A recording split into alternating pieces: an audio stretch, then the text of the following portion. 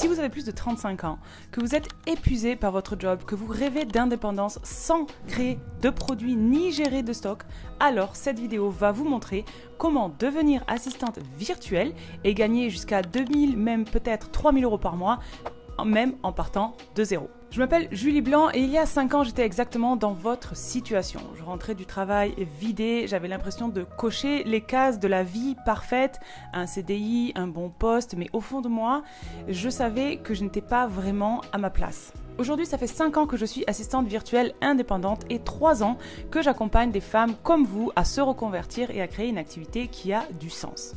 Alors le vrai sujet, c'est pas de changer de métier, mais c'est bel et bien de reprendre le contrôle, de retrouver du temps, de l'énergie et de vous sentir utile, mais à votre manière, à votre façon.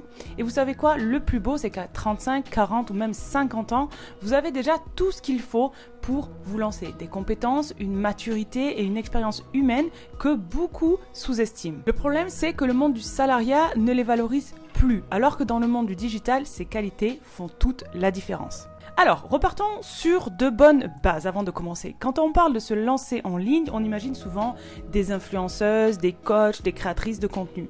Mais pour vous lancer, en réalité, vous n'avez pas besoin de ce à quoi vous pensez. Vous n'avez pas besoin de créer un produit, vous n'avez pas besoin d'avoir un stock à gérer, vous n'avez pas besoin d'une maîtrise de la technologie et surtout, vous n'avez pas besoin d'avoir 20 ans d'expérience. Bien au contraire, pour devenir assistante virtuelle, vous avez besoin de 3 choses simples. 1. De choisir la bonne spécialité, donc de ne pas être une AV généraliste. 2. De créer une offre claire qui résout un problème concret. Et 3. D'être constante pendant 90 jours. C'est tout.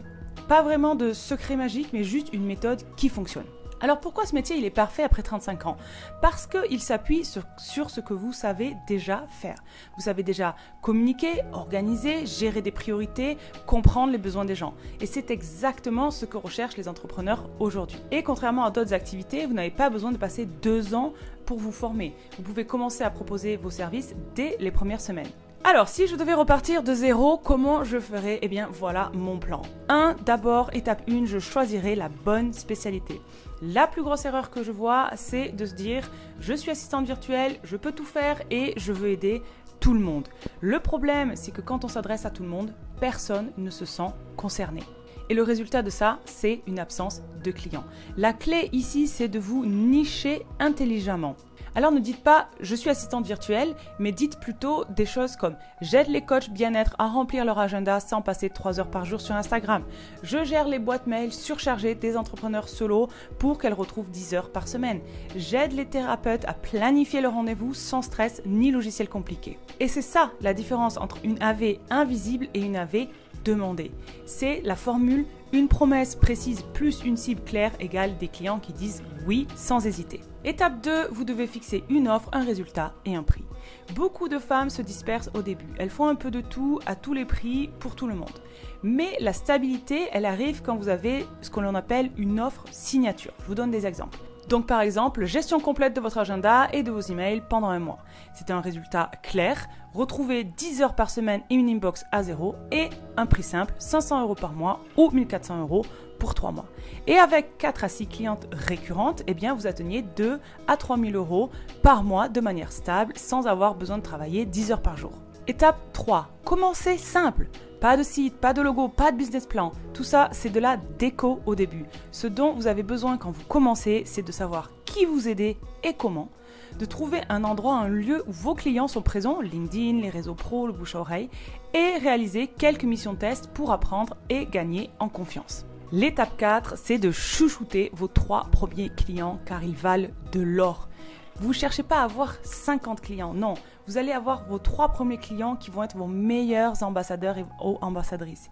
Parce qu'ils vont, en échange de votre travail, vous donner des témoignages, des retours précieux, du bouche à oreille et surtout cette confiance qui change tout.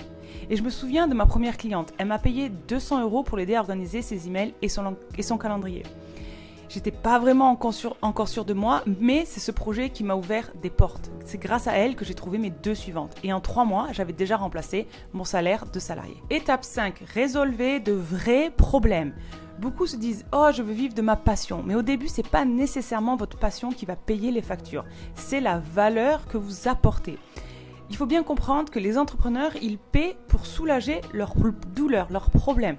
Je croule sous les emails, je perds des clients parce que je réponds trop tard, je passe mes week-ends à faire de l'administratif. Alors oui, c'est vrai, c'est pas forcément glamour, mais c'est ce qui va créer votre première stabilité. Et ensuite, avec le temps et l'expérience, vous pourrez choisir des missions plus alignées avec ce que vous aimez. Étape 6, tenir 90 jours. Pourquoi ? Eh bien parce que 90% des femmes abandonnent après un mois. Parce qu'elles doutent, parce qu'elles pensent que si elles n'ont pas de clients tout de suite, c'est qu'elles ne sont pas faites pour ça. Mais la vérité, c'est que les 10% qui réussissent tiennent 90 jours. Parce que vos premières offres seront imparfaites, vos premiers posts seront maladroits et vos tarifs seront un petit peu flous. Et c'est complètement OK. Comme on dit, done is better than perfect. Le parfait est l'ennemi du rentable. Donc vous n'avez pas besoin d'être parfaite pour commencer. Vous avez juste besoin d'agir, d'ajuster et de continuer à garder ce mouvement. Alors, si on résume votre plan d'action sur 90 jours, semaine 1 et 2, clarté, c'est le mot. Choisissez votre sous-niche. Formulez votre phrase magique. J'aide quelqu'un à résultat sans contrainte. Semaine 3, 4, offre. Créez votre offre signature. Rédigez une présentation simple et préparez vos templates, email, devis, process, etc. Semaine 5 à 8, action. Publiez 3 contenus par semaine sur LinkedIn. Contactez 10 prospects qualifiés et proposez vos 3 premières missions à tarif préférentiel. Et semaine 9 à 12, ajustement. Collectez les témoignages, ajustez vos tarifs, automatisez avec l'IA, les relances, l'email, l'organisation. Et après 90 jours, vous arrivez dans cette phase de stabilisation. Parce que 4 à 6 clientes récurrentes, c'est 2 à 3 000 euros par mois. Et seulement ensuite, vous pourrez créer une deuxième offre, augmenter vos prix ou recruter de l'aide. Alors aujourd'hui, vous avez 2 choix. Le choix numéro 1, c'est de continuer comme avant et potentiellement dans un an d'être au même endroit avec la même fatigue et la même frustration. Le choix numéro 2, c'est décider que maintenant, c'est votre moment. C'est le moment de passer à l'action, de choisir une niche, de créer votre offre et de tenir 90 jours. Ce n'est pas facile, mais c'est simple. Et je vous promets que dans 6 mois, si vous suivez ce plan, vous ne reconnaîtrez plus votre vie. Et si vous voulez en savoir plus sur le métier d'assistante digitale, je vous invite à visionner la vidéo où je vous amène pendant 48 heures dans l'Académie des web indépendantes. Je vous montre toutes les coulisses, je vous montre ce que j'y fais et surtout ce que fait une assistante digitale. C'était Julie et je vous dis à très vite.